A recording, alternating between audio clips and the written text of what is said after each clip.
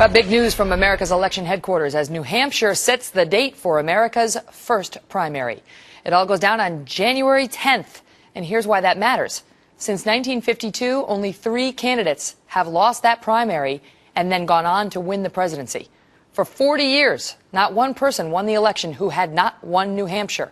Interestingly, those 3 candidates that lost the Granite State primary but wound up winning the White House are the last 3 U.S. presidents.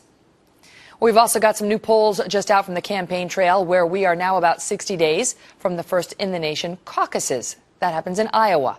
Herman Cain and Mitt Romney may be number 1 and 2 respectively. But don't forget Ron Paul, the Texas congressman pulling 3rd place in the latest Des Moines Register poll of likely caucus goers. Those are always the polls you want to pay attention to, of likely caucus goers or likely voters. Following a first place finish this weekend in a Hawkeye State straw poll. The Republican presidential contender joins us now. Sir, thank you so much for being back on the program. All the best. Thank you. Good to be with you. So you must be feeling pretty good. In Iowa, you win first place in this straw poll, and then you come in 3rd in the Des Moines Register poll at 12% of the vote. Not to mention the latest Rasmussen Reports poll puts you in 3rd in New Hampshire as well at 11%. What is the path to victory for you, sir? Well, to continue to do what we're doing and make sure that our people get to the polls. And I think that's where we excel, the organization, in getting our people out. So I think we're in good position, but we still have a ways to go, and we have a couple months. So we will continue to do exactly what we've been doing and spend some of the money that my supporters have spent. So you have the right trajectory, at least in those 2 states, but you also have a significant lag behind the front runners. I mean, you know, Cain and Romney are in the 20, 30 percentiles. How do you close that gap?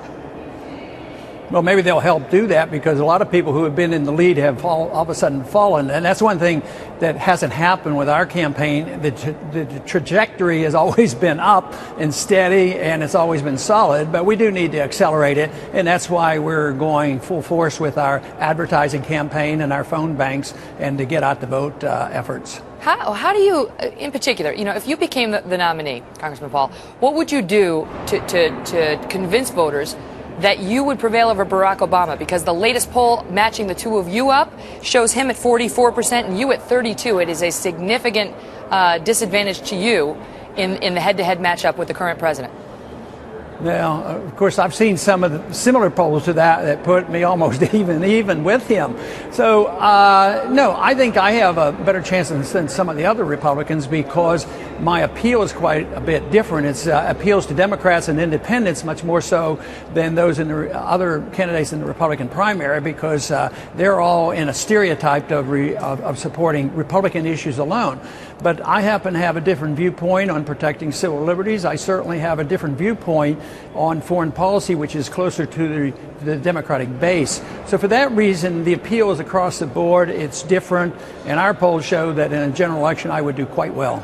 You know, you mentioned how maybe one of the front runners at this point is Cain and Romney will hurt themselves so that your candidacy will then propel to the first spot. Obviously, Herman Cain's in the news this week. Had been the subject of a Politico report suggesting that a decade or so ago there were some sexual harassment allegations against him. Your son Rand Paul is a U.S. Senator, and he came out, was critical of that report, said that it's unfair because of the anonymity that was granted to the 2 accusers in that report, and said that's really inappropriate and shouldn't be printed. Do you agree? I don't know. I don't go that far about what should be printed and what shouldn't be, but taking it seriously is another matter. And I think this, I've been asked about it, but it just gives me the opportunity to talk about the issues, and that is 999 and his foreign policy and a few other things. So, but to talk about this and to assume this is the key issue of the week, I don't think it's fair. Do you think that it is a legitimate subject for more questions of Mr. Cain? Yeah, if it's done properly. I hate seeing this come about when you don't know who's making the charges and what the motivation is for. Who knows? Conceivably, it could be another campaign that has done this for all we know right now. So I just don't think it should be the issue of the week. That's for sure.